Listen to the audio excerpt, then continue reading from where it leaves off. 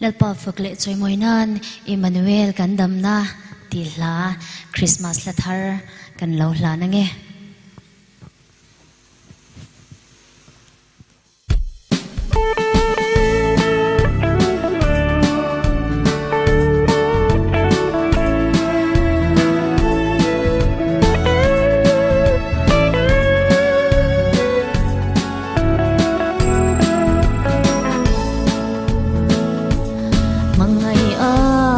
zong tu chuan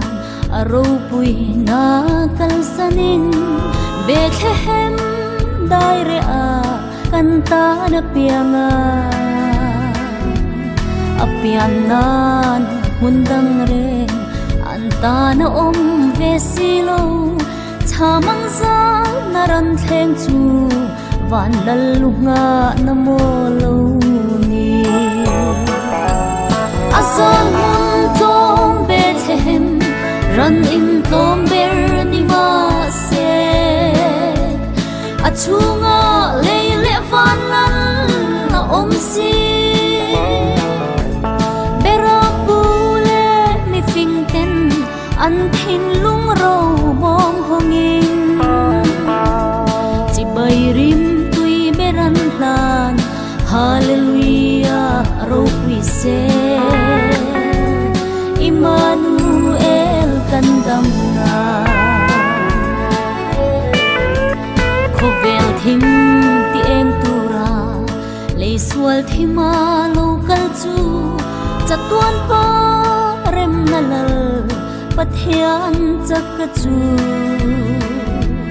ming maka rem ruat tu pathian ti sa local khovelin nol ma sela pathian kan ne na lo theng ani asal mun tom Bethlehem run in tomber ni ma se achunga leile vanan na om si bera pule mi fingten an thin lung ro mong hongin chi bai rim tui beran hlan hallelujah ro pi se Emmanuel kan damna apiana muntlo ma se lal berte lal ro pui chu vo in hian kan thin lunga lo piang thar sela riang vai chan hai te hlem tu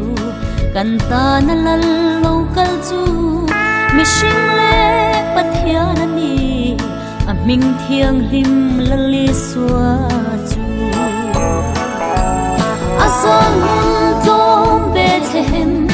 run in tomber ni ma se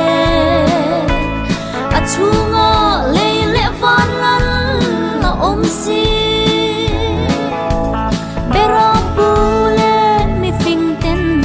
an thin lung ro mong hongin chi bai rim tui beran hlan hallelujah ro pi se Emmanuel kan damna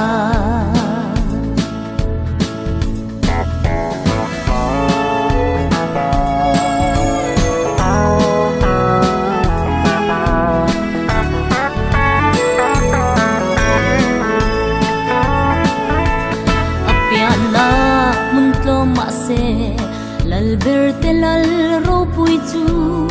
vo in hian kan thin lunga lo piang thar sela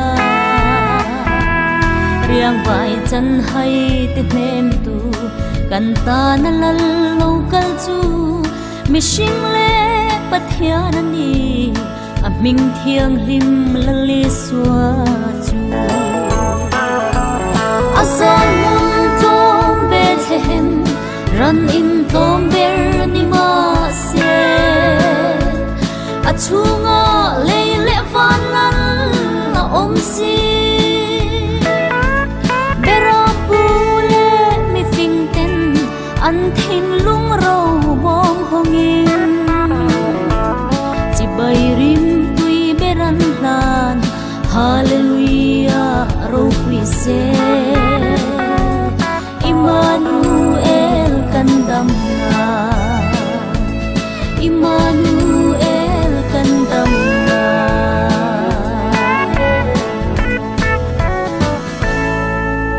Vakla kan sa tilalpan man min som sa gro se